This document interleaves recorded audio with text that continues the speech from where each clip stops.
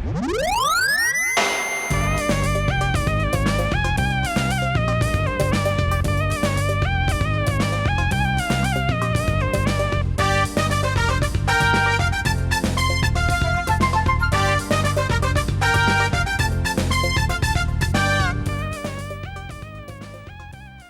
বন্ধুরা, শুভ বিকাল।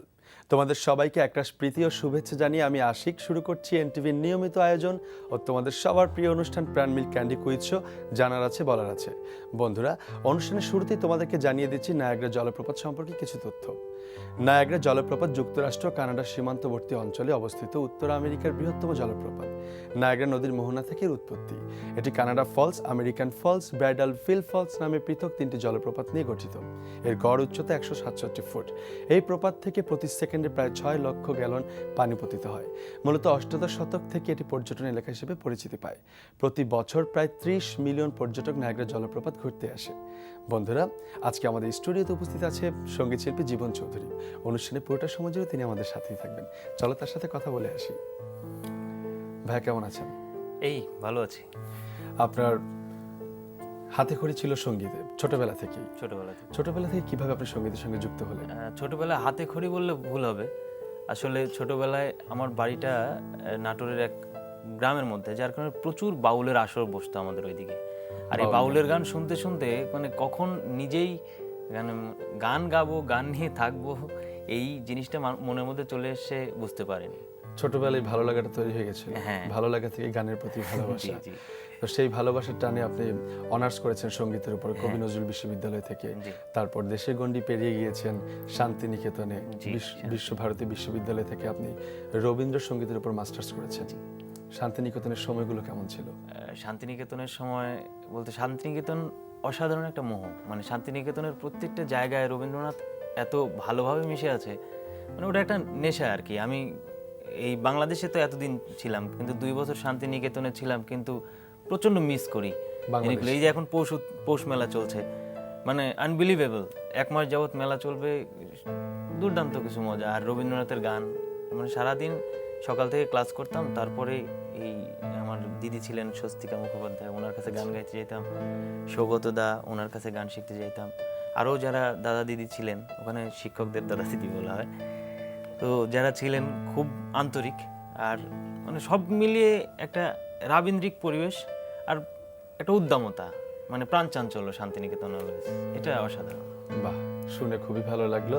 তো আপনি যদি রবীন্দ্রসঙ্গীতের উপর মাস্টার্স করেছেন, জি, এর মধ্যে একটা রবীন্দ্রসঙ্গীত হয়ে যাক। শিওর। আজ যেমন করে গাইছে আকাশ,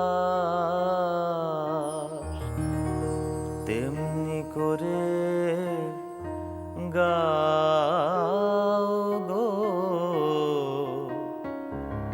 আজ যেমন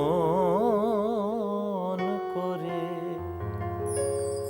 আজ যেমন করে চাইছে আকাশ, তেমনি করে চাও গো। আজ যেমন করে, আজ হাওয়া যেমন পাতায় পাতায় মরমরিয়া বনকে জাগায়, তেমনি আমার বুকের মাঝে, তেমনি আমার বুকের মাঝে কাঁদিয়া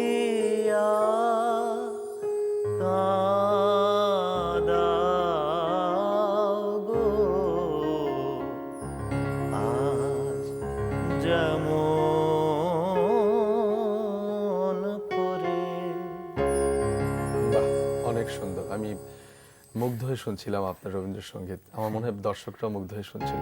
নাচ বলি, অভিনয় বলি, শিল্প সংস্কৃতির প্রত্যেকটা শাখাই বলি আমরা, প্রত্যেকটাতে একটা সাধনার বিষয়, রেওয়াজের বিষয়, চর্চার বিষয়। রেওয়াজের সময়টা, কোন সময়টাকে আপনি বেছে নেন রেওয়াজ করার জন্য? আমি বেসিক্যালি একদম মনের বিরুদ্ধে রেয়াজ করি না। আচ্ছা। আমার যখন ভাল লাগে, সেটা রাত যদি 2টোর সময় আমার যদি ইচ্ছা করে যে আমি এখন রেয়াজ করবো, আমি তখন শুরু করি। নির্দিষ্ট সময় আমার নেই যে নির্দিষ্ট কোনো সময় নেই। প্রতিদিন রুটিন করে এই সময়টাতে বসতেই না। হবে।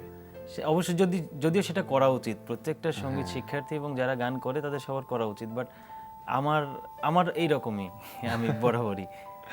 আচ্ছা, রবীন্দ্রসঙ্গীত আপনি হচ্ছে প্রধান গান। রবীন্দ্রসঙ্গীতের পাশাপাশি সঙ্গীতের অন্যান্য শাখা যেমন নজরুল সঙ্গীত, আধুনিক সঙ্গীত, ফোক, গাইতে কি স্বাচ্ছন্দ্য বোধ করেন? হ্যাঁ, অবশ্যই। আসলে একদম পিওর ক্লাসিক্যালটা যেহেতু আমার সামর্থ্য নেই, আমি সেটা গাই না। নাহলে কম বেশি সব গানই করি।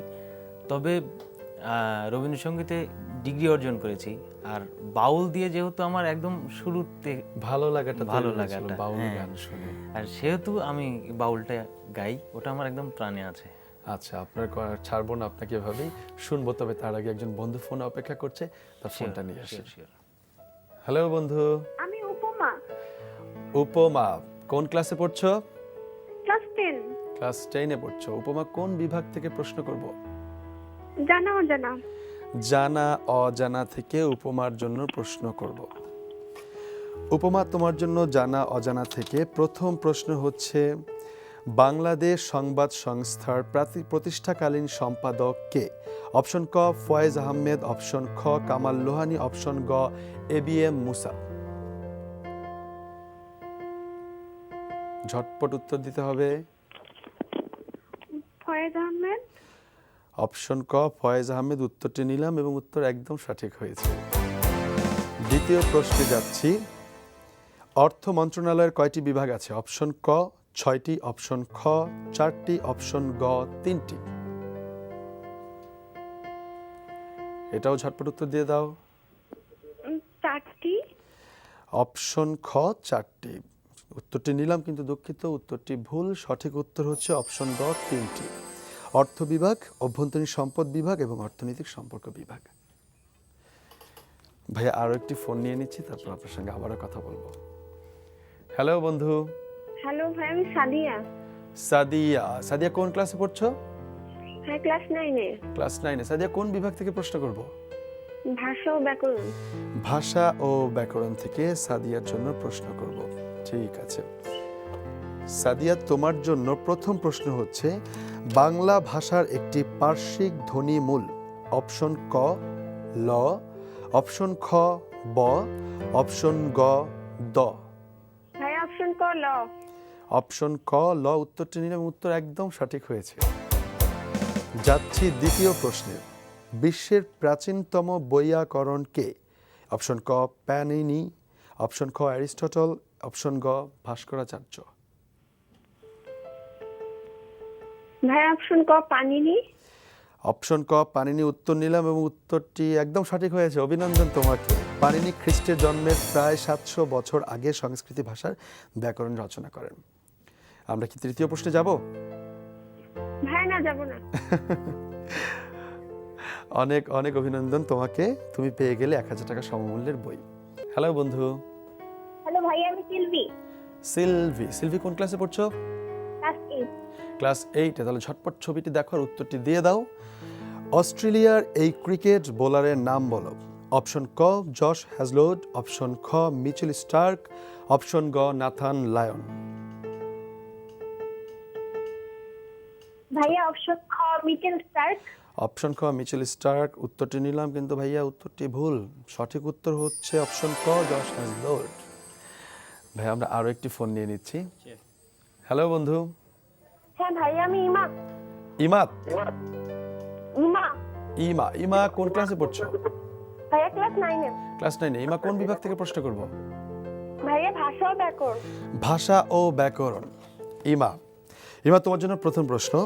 যে ক্রিয়ার সংগঠন অন্য ক্রিয়ার উপর নির্ভরশীল তা কোন ভাবের ক্রিয়া? অপশন ক নির্দেশক, অপশন খ অনুজ্ঞা, অপশন গ সাপেক্ষ। ছটপট। ভাইয়া ক সাপেক্ষ। অপশন গ সাপেক্ষ উত্তর একদম সঠিক হয়েছে। যাচ্ছি পরবর্তী প্রশ্নে। সহধ্বনি মূল বলতে কি বোঝায়? অপশন ক একই ধ্বনির একাধিক রূপ, অপশন খ একাধিক ধ্বনির একটি মাত্র রূপ, অপশন গ পাশাপাশি অবস্থিত দুটি ধ্বনি। ঝটপট উত্তর দাও। ভাইয়া খ একাধিক ধ্বনির একটি মাত্র রূপ। অপশন খ উত্তরটি নিলাম, কিন্তু ভাইয়া উত্তরটি ভুল। সঠিক উত্তর হচ্ছে অপশন ক একই ধ্বনির একাধিক রূপ। ভাইয়া কথা হচ্ছিল আপনার গান নিয়ে, যে ফোক গান থেকে আপনার ভালো লাগাটা শুরু। আপনার কণ্ঠে এই মুহূর্তে একটি ফোক গান শুনতে চাচ্ছি। এটা ভাটিয়ালি গাই। ভাটিয়ালি। এপার থনে ওপার গেলা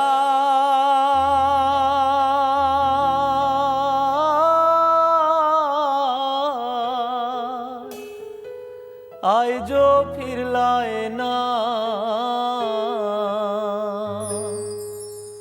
ও বন্ধু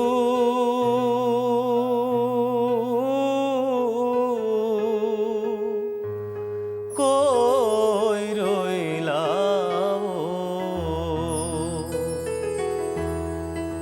এপার থনে ওপার গেলা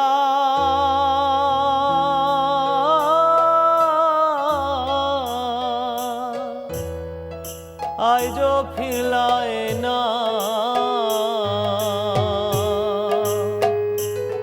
ও বন্ধু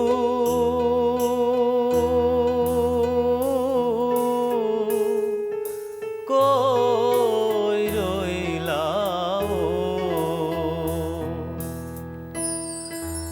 ও বন্ধু রে।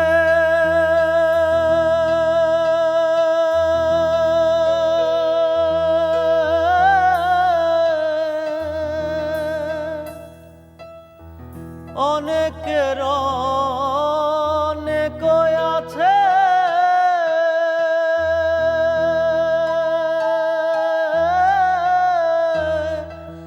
আমার কেবল তুমি রে বন্ধু, আমার কেবল তুমি। তোমারে না পাইলে এই জগতে, তোমারে না পাইলে এই জগতে মইরা যামু আমি রে, ও বন্ধু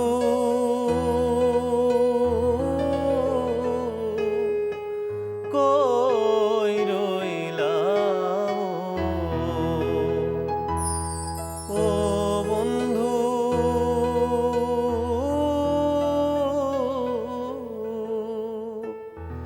কই রইলা। বাহ, অনেক অনেক ধন্যবাদ।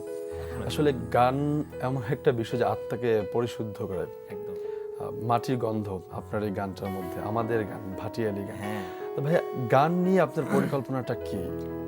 গান নিয়ে পরিকল্পনা আসলে এখন যাই থাক, আমাদের বর্তমান গানের যা অবস্থা, তাতে পরিকল্পনা করে কিছু হবে না। তবে আমার ইচ্ছা, আমার যেটা স্বপ্ন, যে আমি একটু অ্যানালগ মিউজিকে বিশ্বাসী। আগেকার দিনে আগেকার গুণী বাদ্যযন্ত্র যেগুলো। ওস্তাদরা যেমন যে একসাথে 10টা বেহালা পাওয়া যেত, এখন কিন্তু সেটা আনবিলিভেবল। আপনি একটা মিউজিক অ্যারেঞ্জ করবেন, সেখানে একটা বেহালা পাওয়াটাই কঠিন কঠিন হয়ে যায়। হ্যাঁ, লাস্ট একজন ছিলেন গুণী, উনি তো চলে গেলেন। যাই হোক, আমাদের এই সংকট থেকে উত্তরণ ঘটাতে হবে। আর আমি চাই আমি যেমন এই জেনারেশনের, আমার জেনারেশনের, আমার পরবর্তী, আমার সেম বা আমার একটু উপরে যারা আছে, বর্তমানে যারা মিউজিক নিয়ে ভাবছে, তাদের সবাইকে একসাথে মানে একটা জায়গায় এসে আমাদের বাংলাদেশের মিউজিকটাকে, আমাদের এত মিউজিকের ভান্ডার আমাদের দেশে, কিন্তু তারপরে আমাদের মিউজিকটা ঠিক মনে হচ্ছে আমরা এক্সপ্লোর করতে পারছি না বহির্বিশ্বের কাছে। আমরা আমার স্বপ্ন যে আমরা সবাই মিলে একসাথে বাংলাদেশের মিউজিকটাকে, এই বৈচিত্র্যপূর্ণ যত রকমের সঙ্গীত আছে সব কিছু একসাথে মিলে আমরা মিউজিক্যাল একটা বিপ্লব ঘটাবো। বাহ, এটা অনেক অনেক সুন্দর একটা পরিকল্পনা। আমি আশা করি যে আমাদের সঙ্গীত আবার সেই পুরো উদ্যমে ফিরে আসুক। ভাই আরো কথা বলবো, আরো বন্ধু অপেক্ষা করছে ফোনে, কথা বলে আসি। Sure. হ্যালো বন্ধু, জেরিন। কি নাম? জেরিন। জেরিন, কোন ক্লাসে পড়ছো? ক্লাস 9। ক্লাস 9-এ। জেরিন, কোন বিভাগ থেকে প্রশ্ন করব? বিজয়ের মাস। বিজয়ের মাস ডিসেম্বর। বিজয়ের মাস থেকে জেরিনের জন্য প্রথম প্রশ্ন হচ্ছে, কোন সাহিত্যিক মুক্তিযুদ্ধে অবদানের জন্য বীর প্রতীক খেতাব লাভ করেন? অপশন ক আব্দুল্লাহ খালেদ, অপশন খ ওয়াসিম বারি, অপশন গ আব্দুস সাত্তার। ঝটপট অ্যান্সার দিতে হবে। আব্দুল্লাহ খালেদ। অপশন ক আব্দুল্লাহ খালেদ। উত্তরটি নিলাম, কিন্তু ভাইয়া উত্তরটি ভুল। ভাই আরো একটি ফোন নিয়ে নিচ্ছি। Sure. হ্যালো বন্ধু। হ্যাঁ, আমি শুভ, শুভ। শুভ কোন ক্লাসে পড়ছো? ক্লাস 7। ক্লাস 7। শুভ কোন বিভাগ থেকে প্রশ্ন করব? ভাষা ও ব্যাকরণ। ভাষা ও ব্যাকরণ থেকে শুভর জন্য প্রশ্ন। সরি শুভ, ভাষা ও ব্যাকরণ বিভাগটি শেষ হয়ে গেছে, তোমাকে অন্য বিভাগ থেকে বেছে নিতে হবে। জানা অজানা। জানা অজানা। জানা অজানা থেকে তোমার জন্য প্রথম প্রশ্ন হচ্ছে, দক্ষিণ গোলার্ধে সমুদ্র স্রোত প্রবাহিত হয়। অপশন ক ডান দিক বেঁকে, অপশন খ বাম দিক বেঁকে, অপশন গ উভয় দিকে না বেঁকে। অপশন ক বাম দিক থেকে। অপশন ক ডান দিক বেঁকে। উত্তরটি নিলাম, Option- কিন্তু অপশন ক বাম দিক থেকে। বাম দিক থেকে বেঁকে। অপশন খ। উত্তরটি নিলাম, বাম দিক বেঁকে। উত্তরটি সঠিক হয়েছে, অভিনন্দন তোমাকে, তুমি পেয়ে গেলে 500 টাকা সমমূল্যের বই। যাচ্ছি দ্বিতীয় প্রশ্নে। আয়তনের দিক থেকে ইউরোপ মহাদেশের দ্বিতীয় ক্ষুদ্রতম রাষ্ট্র কোনটি? অপশন ক সান মেরিনো, অপশন খ মোনাকো, অপশন গ মাল্টা। অপশন গ মাল্টা। অপশন গ মাল্টা। উত্তরটি নিলাম, কিন্তু ভাইয়া দুঃখিত, উত্তরটি ভুল। সঠিক উত্তর হচ্ছে অপশন খ মোনাকো। ভাইয়া কথা হচ্ছিল যে আপনি গান নিয়ে আপনার যে পরিকল্পনা, আমি আপনার কাছ থেকে শুনেছি যে আপনি একটি স্কুল করার চিন্তা ভাবনা আছে আপনার গান। জি, একটা স্কুল করার চিন্তা ভাবনা আছে এবং প্ল্যান করছি, তো দেখা যাক। সেখানে সঙ্গীতের অন্যান্য বিভাগগুলো তো হ্যাঁ, থাকবে, মিউজিক নজরুল। অ্যান্ড আর্টস আচ্ছা আচ্ছা আচ্ছা। প্লাস ড্রামাটা থাকতে পারে, তবে আপাতত মিউজিক অ্যান্ড আর্টস। আচ্ছা, যারা সঙ্গীত নিয়ে পড়াশোনা করতে চায় আপনার মতো, অনার্স মাস্টার্স শান্তিনিকেতনে গিয়েও যারা পড়তে চায়, তাদের জন্য আপনার পরামর্শ কি হতে পারে? পরামর্শ হতে পারে জাস্ট মনের একটা জোর ইচ্ছা থাকতে হবে, তাহলেই না। ইচ্ছা শক্তিটা অনেক ইচ্ছা কিছু। শক্তিটাই থাকতে হবে। আর এখন তো পড়তে চায় না আসলে। আমি ব্যক্তিগতভাবে যখন পড়ে এসেছি, তো একজন বলেই ফেলে মুখের উপরে যে একটা ভালো সাবজেক্ট নিয়ে পড়লেই পারতেন, মানে সঙ্গীত একটা সাবজেক্ট, এটা নিয়ে পড়ার কি আছে। মানে মানুষের মনে এখন হ্যাঁ, দ্বিধা যে তো সঙ্গীতকে পেশা হিসেবে নেওয়া এটা যায়। এখনো আমাদের দেশে এখনো ওই রকম ভাবে ঠিক ইয়ে করেনি যে সঙ্গীত একটা সাবজেক্ট, সেটা নিয়ে পড়াশোনা করে করা যায়। গান না গেয়েও অনেক কিছু করা যায়, বা মিউজিকে পড়লেই ভালো গান গাবে এমন কথা না। কথা নেই। তো এটাই। তারপরেও যারা পড়তে চায়, আমি মনে করি যে একদম ফ্যামিলি থেকে ইয়ে হয়ে আমার মতো ইমোশনাল চিন্তা না করে, প্র্যাকটিক্যালি চিন্তা করে, সবকিছু ভেবে চিন্তে যদি পড়তে চায়, যে মনের উপর যদি আস্থা থাকে যে জোর আমি থাকতে পারবো, হবে, পারবো, কনফিডেন্স। দেন সে যাইতে পারে। আর শান্তিনিকেতনে পড়তে হলে সেটা ইন্ডিয়ান হাই কমিশনে যোগাযোগ করলে ওরা বিভিন্ন সিস্টেম বলে দেবে, মানে বিশেষ করে স্কলারশিপের ব্যাপারটা, সেটাই বেটার। আচ্ছা, স্কলারশিপের আবেদন করতে হয়, সেটা ডিসেম্বরে চলে গেলে। এবার ডিসেম্বরে স্কলারশিপের আবেদন করলে সেখান থেকে স্কলারশিপ পেলে যেতে পারে, বা সেলফেও যেতে পারে। ওখানে session June two June, June মাসে গিয়ে অ্যাপ্লাই করবে, এপ্রিল মেতেই শুরু হয়ে যায় অ্যাপ্লাই করা। অ্যাপ্লাই করবে, তারপরে তারা ওখানে এক্সাম দেবে, যেটা হয় অ্যাডমিশন টেস্ট, দেওয়ার পরে সিলেক্ট হয়ে নিয়ে নেবে। বাহ। আপনার বর্তমান ব্যস্ততা কি নিয়ে? আমার বর্তমান ব্যস্ততা গান নেই, গান গান নিয়ে ছাড়া সারা আর জীবন অন্য ব্যস্ত কোনো থাকতে কিছুই হবে করি না। আপনাকে। আর গান নিয়ে এখন নেক্সট একটা অ্যালবাম করার চিন্তা ভাবনা আচ্ছা, আছে। আচ্ছা, প্রথম বিশেষ অ্যালবাম? করে হ্যাঁ, প্রথম অ্যালবাম, কিন্তু একদম নিজস্ব গান না। আমি আচ্ছা। চাচ্ছি যে বাংলা সিনেমার পুরনো দিনের যে আচ্ছা আচ্ছা, সিনেমা স্বর্ণালী গান, যুগ যেটাকে আমরা হ্যাঁ, বলি। হ্যাঁ, 5টা গান নিয়ে আমি একটা অ্যালবাম করার চিন্তা ভাবনা আছে, শুধুমাত্র 5 টাকা। বাহ, আর স্কুল তো আছেই, ঠিক আছে, প্লাস নিজেও একটু প্র্যাকটিস করছি, একটু শেখারও চেষ্টা করছি। এখনো আসলে তো কিছুই শেখা হয়নি। শেখার শেষ নেই। হ্যাঁ, আমার গুরুজি বলতেন যে তোমাদের যখন মাস্টার্স কমপ্লিট হয়ে যাবে তখন শেখাটা আসলে শুরু হবে। হ্যাঁ, তো আমার মনে হয় এখন শেখার সময় এসেছে, এখন ক্লাসের চাপ নেই, এক্সাম নেই, এখন পর্যাপ্ত টাইম দেওয়া যাবে। অনেক অনেক শুভকামনা রইল আপনার জন্য। আপনি আমাদের অনুষ্ঠানে এসেছেন, সেজন্য আমাদের অনুষ্ঠানের পক্ষ থেকে এবং এনটিভির পক্ষ থেকে আপনাকে অনেক অনেক শুভেচ্ছা। তবে এমনিতেই ছাড়ছি না, একটা গান শুনবো আপনার কাছ থেকে। তার আগে আমি দর্শকদের কাছ থেকে বিদায় নিয়ে আসি। অবশ্যই। প্রিয় দর্শক শ্রোতা, বিশ্বের যে কোনো প্রান্ত থেকে যে কোনো সময় এনটিভিতে সম্প্রচারিত সংবাদ ও অন্যান্য সকল অনুষ্ঠান উপভোগের জন্য লগ ইন করুন আমাদের পূর্ণাঙ্গ ওয়েব পোর্টাল www.ntvbd.com এ। বন্ধুরা, তোমাদের সঙ্গে আবারও দেখা হবে আগামীকাল একই সময় একই চ্যানেলে। সেই পর্যন্ত সবাই ভালো থেকো, সুস্থ থেকো, আর হ্যাঁ, মন দিয়ে লেখাপড়া করো। ভাইয়া, গান শুনতে শুনতে বাড়ি যাবো। লালনের একটা গান শিওর। দেখ দেখি মন দেখতে যারো, দেখ দেখি মন দেখতে যারো, বাসনা হৃদয় ওটার সাধনা হৃদয়, লণ্ঠনে রূপের বাতি জ্বলছে রে সদা, লণ্ঠনে রূপের বাতি।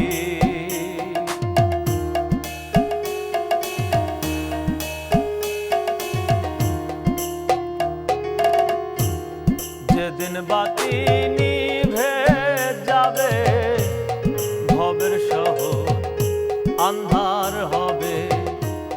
যেদিন বাতি নিভে যাবে, ভবের শহর আন্ধার হবে। সুখ পাখি তোর পালাইবে, সুখ পাখি তোর পালাইবে, ছেড়ে সুখালয় পালাবে, ছেড়ে সুখালয়, লণ্ঠনে রূপের বাতি জ্বলছে রে সদা, লণ্ঠনে রূপের বাতি।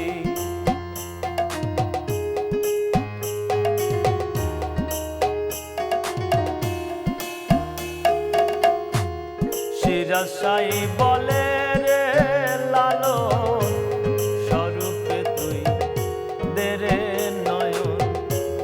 সিরাজশাই বলে রে লালন, স্বরূপে তুই দে রে নয়ন। তবেই হবে রূপ দর্শন, তবেই হবে রূপ দর্শন। পড়িস নে ধাঁধায়, ও তুই পড়িস নে ধাঁধায়।